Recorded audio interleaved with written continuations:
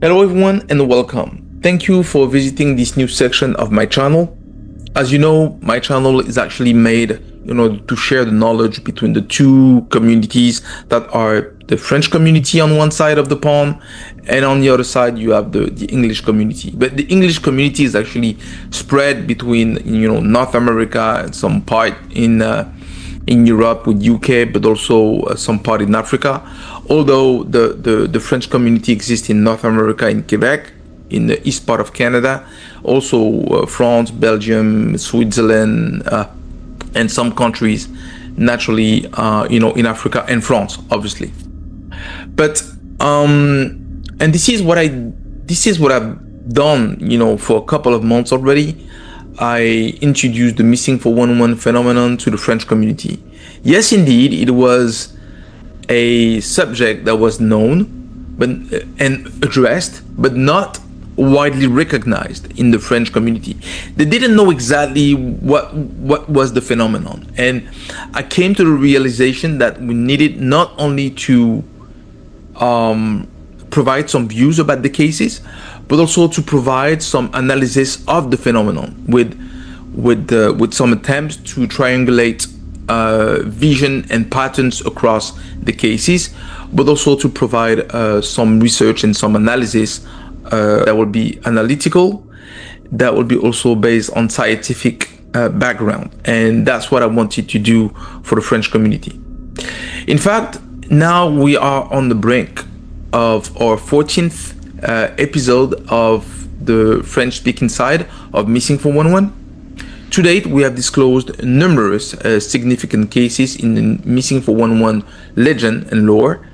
Furthermore, we have introduced additional related topics. We have indeed introduced Skinwalker Ranch and Portlock in Alaska, which are, in my opinion, somehow connected to Missing 411. Yes, in my view, they represent a global phenomenon with shared patterns that we have analyzed and described, and would provide some analysis based on scientific background, but also some views and understanding of the operational methodology. My approach, yes, is fairly unique because as I established several patterns across cases, but also across different phenomena, as I was saying, where typically different locations such as Skinwalker Ranch in Utah demonstrated some strange similarities with Missing 411 cases. And across our episodes in French, we have also established some direct links between Missing 411 and the Bigfoot Sasquatch mystery. So this is why I propose to address in English. Okay, so for the English community, to look at Missing 411, leaving aside the cases that you already know, but to identify the patterns of what make Missing 411 so mysterious, analyze and discover trends and aspects that can be identified as technological and also operational methodology across the cases, but not only in North America, but across the globe, and to look at different patterns, and then evolve to a point where you could see what we have tried to identify as common element across different phenomena. So guys, now let me tell you what is the approach. Okay, so on this first episode of Missing 411 analysis, the idea of this series for the English community is really not to focus on retelling the well-known cases that you all know, all of them, most of them, I would say, but on unraveling the patterns that emerge from mysterious disappearances across continents and countries. Today we will focus on 2 cases in US and 1 case in France. So, as I said, rather than covering individual cases, we will go over them quickly. And I want to draw your attention to a striking pattern: the similarities between child disappearances in wilderness and areas, whether they are in North America or elsewhere. Today, we're talking about France. These incidents often involve instantaneous vanishings, sometimes in the presence of adults or guardians, with no signs of struggle whatsoever, no calls for help, and no immediate evidence. The aftermath frequently features anomalous evidence, clothing found clean and strangely arranged, shoes being inexplicably intact, and remains turning up in areas that search team had already searched, sometimes many years later, by the way. In some cases, search dogs lose the scent abruptly. Searchies deploy helicopters, drones, and hundreds of volunteers, yet answers remain elusive. Perhaps most disturbing is the recurrence of these patterns in regions that are as distant as France and US, suggesting a phenomenon not bounded by geography or time, because as you will see, these events or cases are separated from sometimes 10 to 20 years. These similarities reveal the limits of forensic investigation. So even with massive technological and human resources, conventional explanation often falls short. And simply for a reason, because if you imagine two cases that are separated by 10 or 20 years, even in the same location, you wouldn't have the same people that would investigate these two cases. But now if you take different cases, the same operational methodology to abduct or to make these children disappear, nonetheless, from country to country, you don't have the same methodology to investigate. You don't have the same people, the same mindset to investigate. So that proves that there is an intelligence behind these cases. That's what we want to highlight today. And this is what you would see in today's analysis. Okay, now let's start our analysis. So today as I said, we'll step away from recounting individual cases, but we'll look at providing an overview of the three cases, and we'll look closely at these three baffling child disappearances. Jared Atadero in Colorado, USA in 1999. Deorr Kunz Jr. in Atadero, USA in 2015, and Émile Soleil in France, 2023. These cases, though taking place continents apart, they share uncanny similarities that defy conventional explanation. So let's start with Jared Atadero, Colorado, USA, 1999. Age of disappearance, 3 years old. The case context. Jared was with his sister and members of a Christian social group who, instead of visiting a fish hatchery as planned initially, they decided to hike the Big South Trail in the Roosevelt National Forest. Now, the disappearance details. Jared was highly energetic, as you can imagine, from a 3 years old. He was walking ahead of the group, interacted with two fishermen, and was making some noise because he was just a kid. And then they asked him to leave. Okay, and then he continued alone. The group lost totally track of him. Okay, and he vanished without a trace, despite nearby adults. Search efforts, massive search, including helicopters. By the way, one helicopter crashed, injuring team members of the search party, and hundreds of volunteers, dogs. And the case attracted national attention and media scrutiny.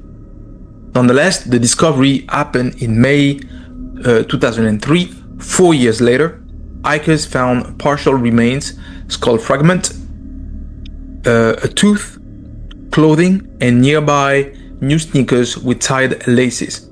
In a location difficult for a child to reach, previously searched by the search party on multiple occasions. No definitive cause of death.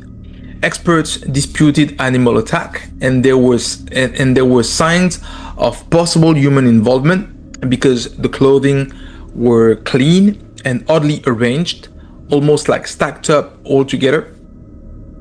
Lack of typical predatory damage.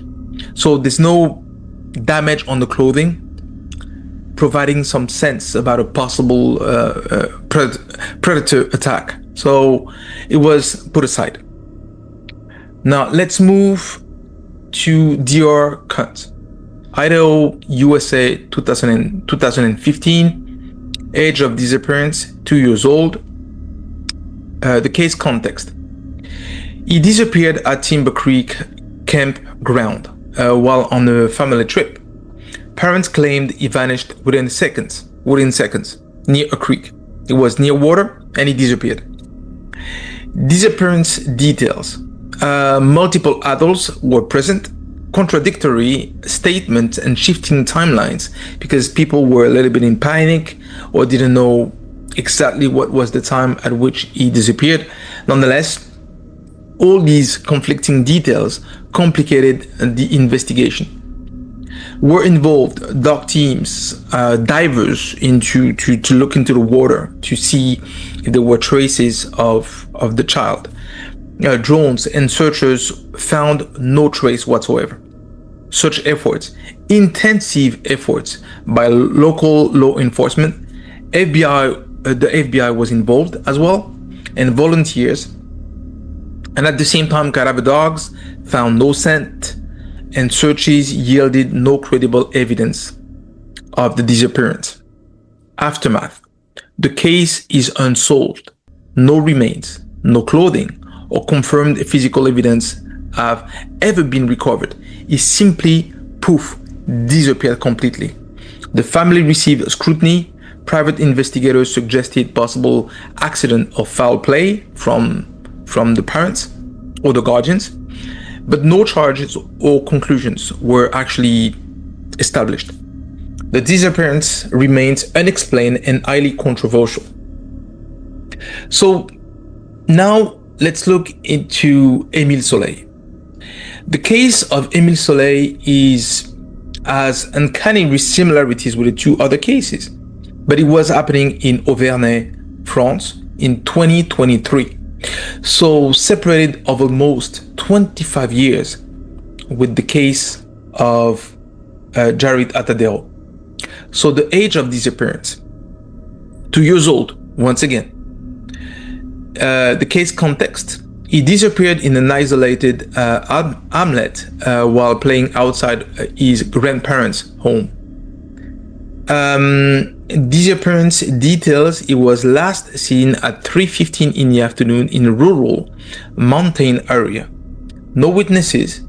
Search dogs followed a trail that abruptly stopped, suggesting potential abduction or removal by vehicle. Now, search efforts.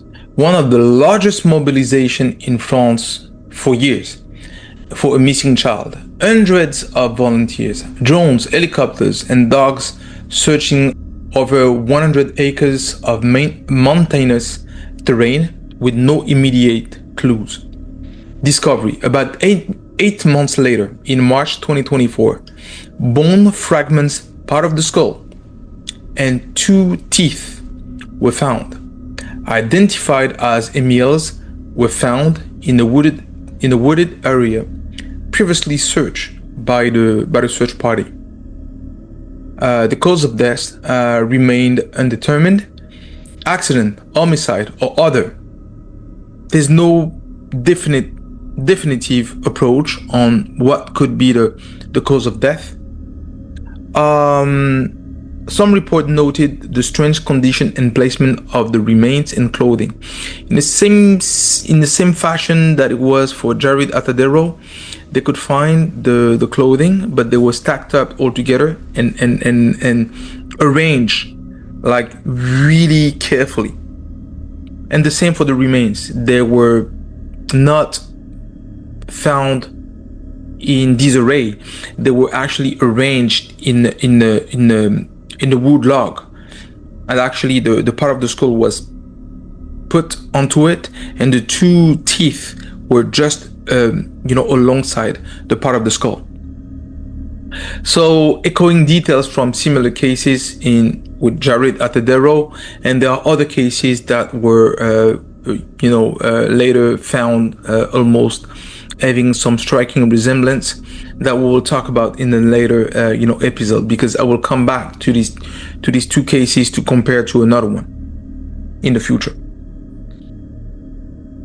Now, after reviewing the cases, I'd like to highlight the key patterns between these three cases. And as you could see, there are striking similarities between these three cases, regardless of the distance, geographically and also in time, that you could see on the cases. So first of all, instant disappearance. Each child vanished within minutes, even in the presence of adults or guardians, with no struggle or clear evidence of abduction. Material anomalies. Found clothing, clean, oddly arranged, stacked all together, or shoes in perfect condition despite exposure to elements. In two cases, remains surfaced in previously searched and hard to reach locations, especially for a young child. Search failure. Despite massive technologically advanced searches, initially no trace were found, and clues or scent were abruptly ended, especially search dogs losing scent. Theories and outcomes. Ranging from animal attacks and accidents to abduction or even unknown phenomena. No case offers closure or a definitive explanation. Each options remain open. So now, clearly, what we see is that across continents and decades and of time between the three cases, the disappearances of Jared Atadero in 1999, Deorr Kunz in 2015, and Émile Soleil in 2023 exposed a remarkably consistent operational pattern. A chilling blueprint that transcends nationality and era and time. In each case, a young child vanishes almost instantly in a natural setting, within moments and in proximity to trusted adults or guardians, triggering desperate searches, deploying the best in human determination and technology to find them. Yet, despite thousands of volunteers, specialized dogs, cadaver dogs, helicopters and drones, not a single case yields timely answers. What's more, when evidence finally surfaces, be it remains or simply the absence of any trace, it challenges logic.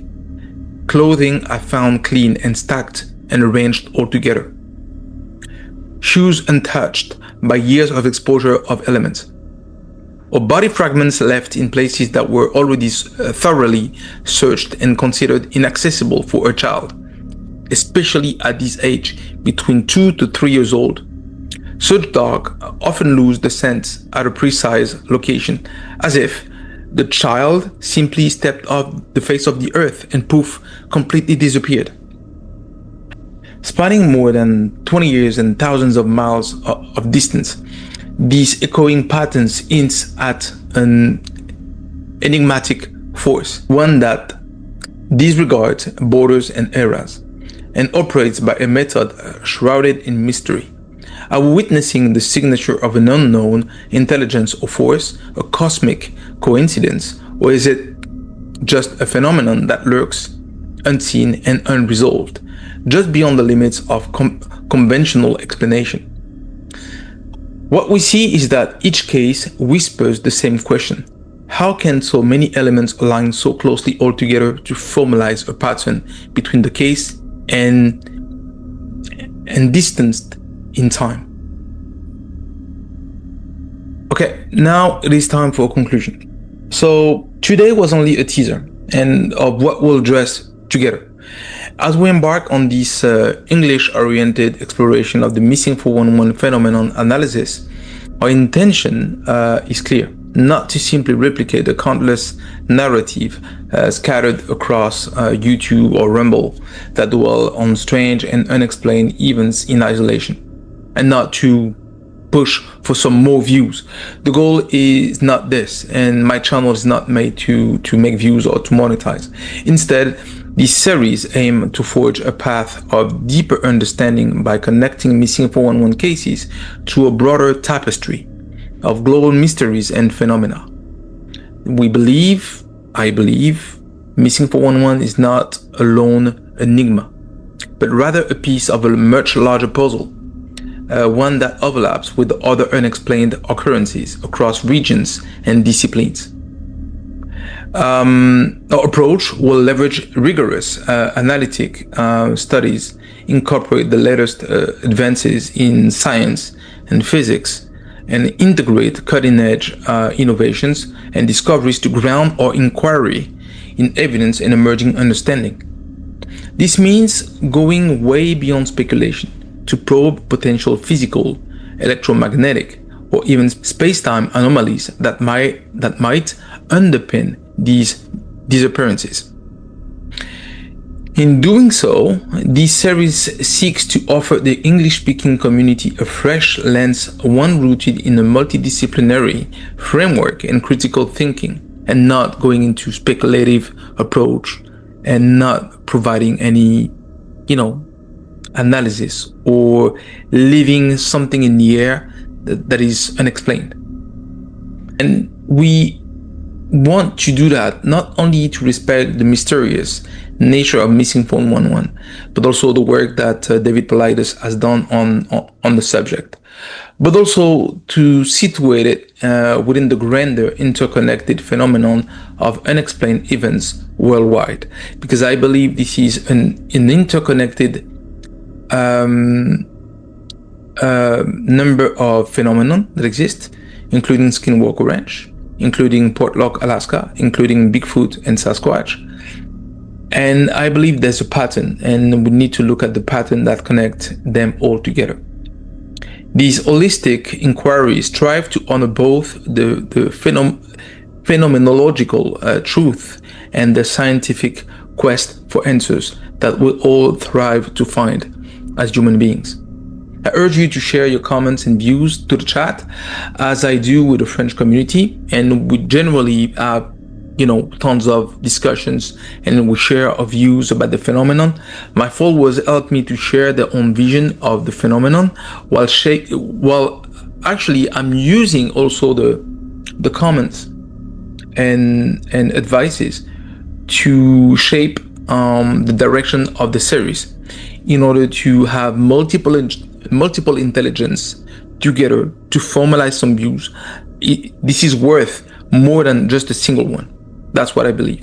That united together, we are far greater and stronger than isolated. Also, contrarily to other content creators, I'm not doing this for monetization purposes. That's not my intent. My intent is purely with the view of sharing knowledge. That's it. Having said that, I'll see you in the next episode. Thank you very much for your time. Stay blessed. Stay, safe and sound. And I see you in the next episode. Thank you.